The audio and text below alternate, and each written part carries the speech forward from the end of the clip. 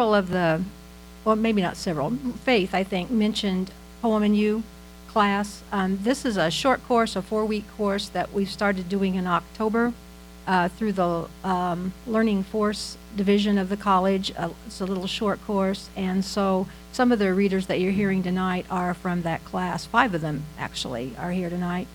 And just, if you're interested at all in poetry, but you don't want to make a long commitment to a long class or feel like you have to be graded or, have lots of pressure, these little poetry short courses are a lot of fun. We're going to try to do, in March, we're going to try to do a 2-night course called Haiku and Such.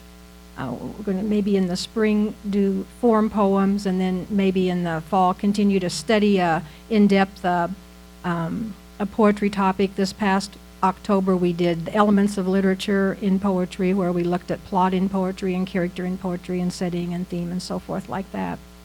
But anyway, I say this because one of the next reader that we have a privilege to hear tonight is a member of that class. Her name is Kat Boyd. She's from Versailles, Missouri. Kat's been married for 35 years. She has a daughter, a son, and 4 grandsons and a granddaughter. She's originally from Illinois, now lives in Versailles, moved there in 1993. She was a State Fair Community College student, graduating with an AA degree in 1995. She was an English and Psych major. She then moved to England for 3 years and came back in '98.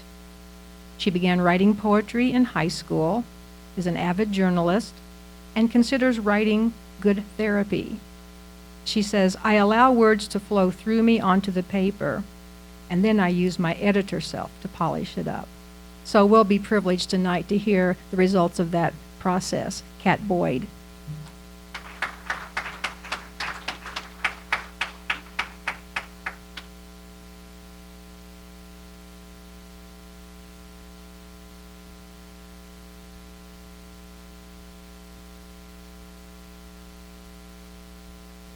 I've got 4 poems here, and they're different. The first one is a sonnet. And so I know people like free verse nowadays, but I kind of like the old-fashioned rhyming stuff. So here's Sonnet to My Love.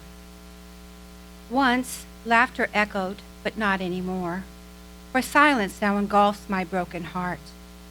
Were there warning signs we chose to ignore? I never expected you would depart. Believing you'd never want to leave me, pretending tomorrow held the answer. Now it is too late. You have deceived me by disregarding warnings of cancer. Don't you know you're my one inspiration? My heart cannot beat, my lungs drowned in tears. Only death can bring emancipation. We had become one soul over the years. Poison, quench my thirst. I have far to go.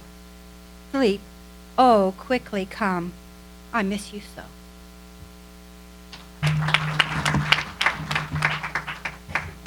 The next poem I wrote while I was in England.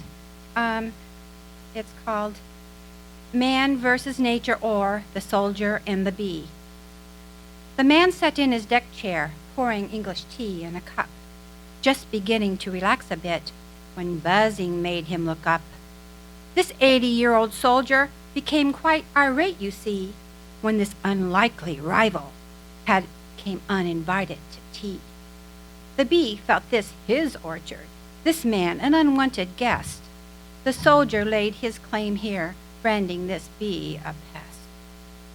The lines were drawn quite quickly. Combat began with yells, loud warnings to get lost, swatting warning farewells. I begged the foe, surrender, as it dove around his head. The odds were stacked against it. I feared it would end up dead. This intruder was defeated. I report now with a frown.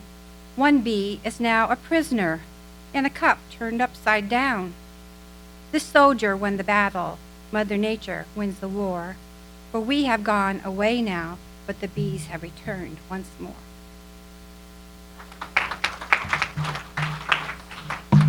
This next poem is about my mother-in-law who had Alzheimer's. living death. She dwells in darkness where diabolical demons rage. Terror transforms her, tearing at her true identity. Mirrors reflect a stranger with zombie eyes and zipped lips, frail and uncertain, full of questions without answers. She's like a robin's egg teetering on the edge of the nest, a light breeze away from being forever shattered. When struggling to hold the pieces together, the light leaves her eyes, and darkness swallows her screams. Then she vanishes down the throat of dementia. Sad. And this one's a little more lighthearted. It's called Faith. I have a guardian angel. She looks after me. When my eyes are blinded, she opens my heart to see. She guides me with her wisdom. She always lets me know that if I lose direction, she will point out where to go. Once I was disappointed in support that wasn't given. I became so lost and helpless, believing life wasn't worth living. I paused for just a moment before letting go of hope. When there seemed no escape, God sent me down a rope. All I had to do then was hold on tight and pray. With dawn arose new faith, enough to face the day.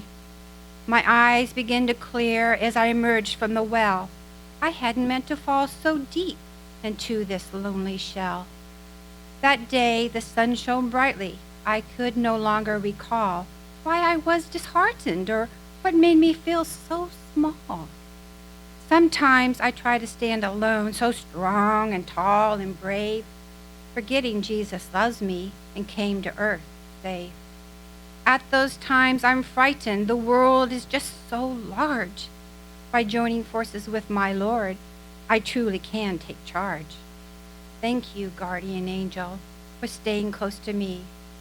Through protection and guidance, faith has set me free.